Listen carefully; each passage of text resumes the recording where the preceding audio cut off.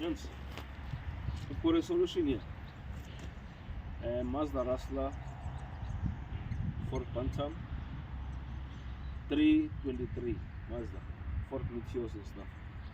Anyone who has owned these cars before, he knows they give problems with front wheel bearings, which are press fit roller bearings. Now, they don't last. They've got problems and stuff. And also when it starts giving you problems, it seizes up and the car stops abruptly and stuff. Now, the solution here, guys, is not a straightforward straight fix and everything, but we came with a solution that is permanent. Now, in this case, I used City Golf stuff, the top shock mountings, and the strut, the bearing housing, the bearing also, and the caliper on this car. Now, it's all City Golf stuff. Now, I had to modify certain things. As you can see, the rims, it's a 4x100 pitch. You can fit any other rim you want.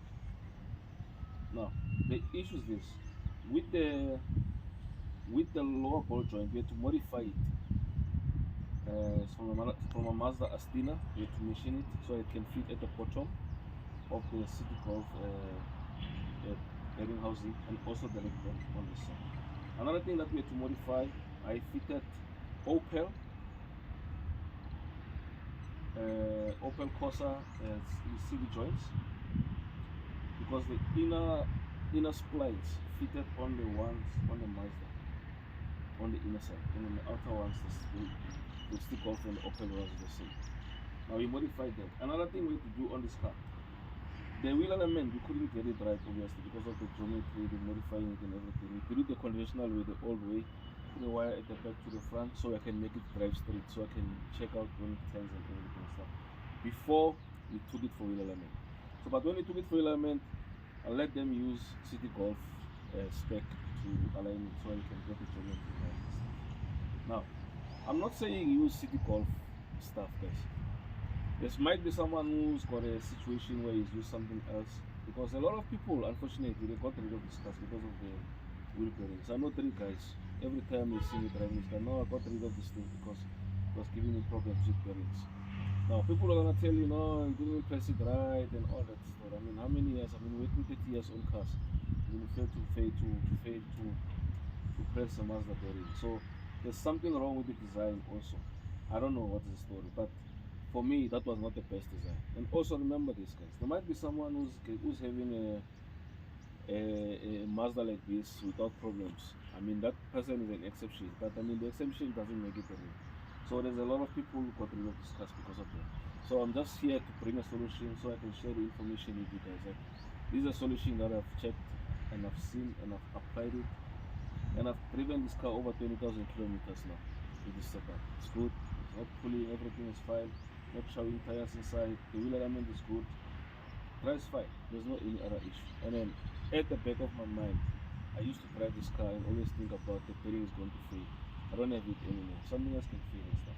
So now anyone familiar with these cars will know these were very good cars. And we don't have half-ton buggies anymore. The last one that was built is a MP12, it's long also. Now and we know the story with the MP12. But these ones, they were good, they were stronger also.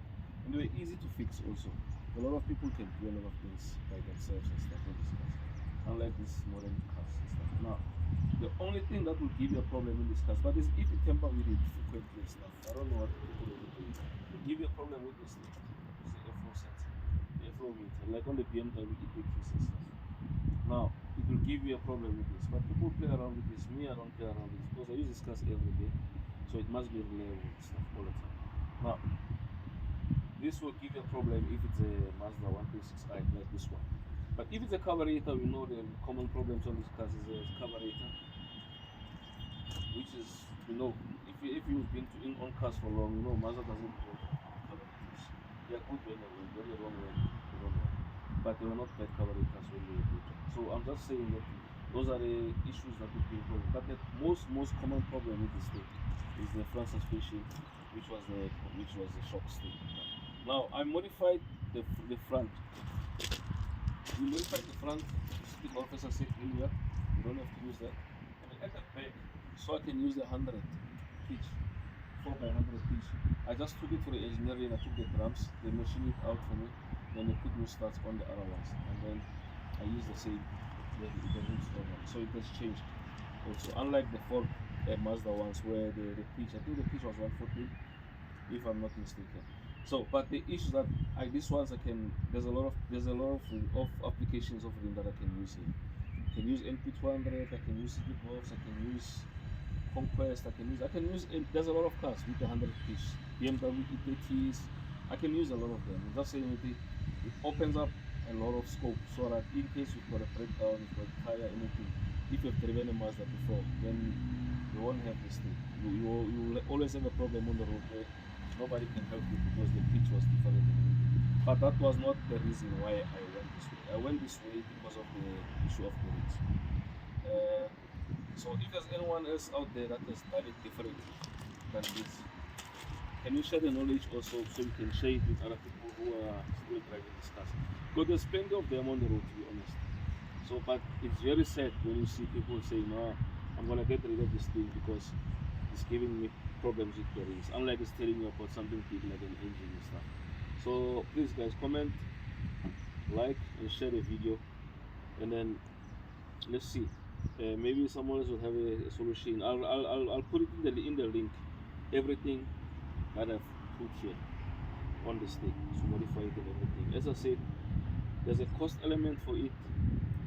There might be someone who can do it cheaper with all the parts, maybe from a breaker's yard. I used a lot of new stuff on this thing so that they can make it work because the car that I'm using everything. So, including everything here, when I did it, the most thing that cost me money was the rims and the tires. So, but for everything else that I've done, including taking out the wheels to the engineering to modify, the ball joints, the rack ends, what do you call it, the CV joints, the top shock mountings and the shocks, and obviously brake pads, and then also modified brake hoses. Everything here, it cost me around 13,000 rand. So that's why I'm saying someone else can do it cheaper. So let's just comment and see what you can do. Maybe you can share the knowledge. Someone else might have done it, but if you want to know more on the information, you can check on the comments and then you see how it goes.